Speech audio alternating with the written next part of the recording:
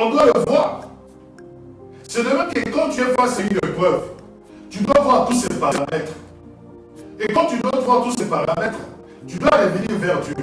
Je suis en face de cette épreuve. Je suis en face de ce souci. Je suis en face de ces combats.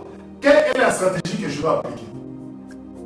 Quand on est en face d'un combat, on doit étudier son adversaire. Parce que Cana, ce sont les adversaires des enfants d'Israël. Parce que les enfants d'Israël doivent prendre Cana par le combat, doivent prendre Cana par la guerre. Or, pour commencer une guerre, il faut étudier son adversaire. Mais quand tu es dans le combat, tu n'étudies pas tes adversaires. Toi, tu es dans le combat, tu n'étudies pas ce qui t'arrive. Quelqu'un qui est sage observe. Quelqu'un qui est oppressé par les démons, quelqu'un qui est oppressé par les sorciers, il remarque qu'il se réveille et dit à quelle heure ils m'ont attaqué? Il va attaquer à 1h. Il va attaquer à 1h30. Ok, moi je vais me réveiller à 1h, comme ça je vais prier. Vous voyez ce qu'il faut balancer maintenant. Il m'a attaqué à 4h. Moi aussi à 4h, je vais me réveiller, je vais commencer à les attaquer. Donc, tes adversaires ne comprendront pas. À cette heure-là, ils dorment. Mais à 4h, il s'est réveillé, il a commencé à nous attaquer. À 1h, il a commencé à nous attaquer. C'est ça, bien aimé, la sagesse. C'est ça, bien aimé, l'intelligence. Quand tu veux commencer un combat, quand tu as même les saints, ils te demandent les symptômes. Pourquoi? Parce que quand il donne des médicaments, quand il va donner un traitement, les gars aussi, le traitement pas aux symptômes. Si les symptômes persistent, il dit bon, j'avais pensé qu'attaquer comme ça va marcher, ça n'a pas marché, je dois changer de stratégie. Bien aimé, si un médecin change de stratégie, si la maladie persiste, pourquoi toi tu ne pourrais pas t'asseoir et changer aussi de stratégie? Pourquoi toi tu ne pourrais pas t'asseoir et vouloir comprendre comment est-ce que ce problème se manifeste ou agit? C'est une exhortation bien aimée. Là, je vous en ai montré la stratégie. C'est pour cela, bien aimé, le Seigneur Jésus-Christ a dit, si quelqu'un veut bâtir un immeuble, il doit d'abord s'asseoir, voir s'il a les capacités de le construire. Voilà.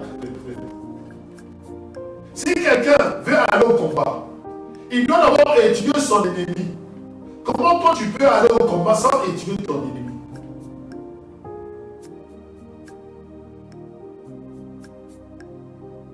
Comment toi tu peux aller au combat sans étudier les forces et les faiblesses de ton ennemi?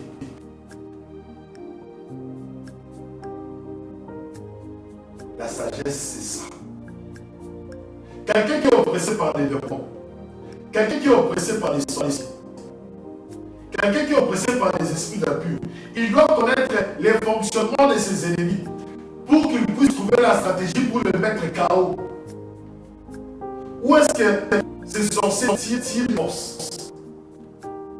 C'est pour ça que vous allez voir dans Éphésiens chapitre 6, l'apôtre Paul parle des abus du combat, la vérité, la foi, la justice, la parole. Donc, bien aimé, ça c'est une sagesse que je vous donne ce matin. Tu es oppressé par des démons. Tu viens chez le serviteur de Dieu. Le serviteur de Dieu le Saint ne peut pas tout. Non. Si Dieu fait grâce, le Saint-Esprit peut montrer. Mais si le Saint-Esprit ne montre pas, qu'est-ce qu'un serviteur doit faire? Il doit écouter la personne qui est Dieu spécifique. Il doit écouter la personne qui a des difficultés. Il doit écouter la personne qui est dans le problème. Mais pour que le serviteur puisse agir, il faut que la brebis puisse dire la vérité. Il faut que la brebis puisse ouvrir son cœur. Bien aimé, lorsque vous venez devant un serviteur de Dieu, ouvrez vos cœurs. Ouvrez vos cœurs. Les brebis qui viennent devant les serviteurs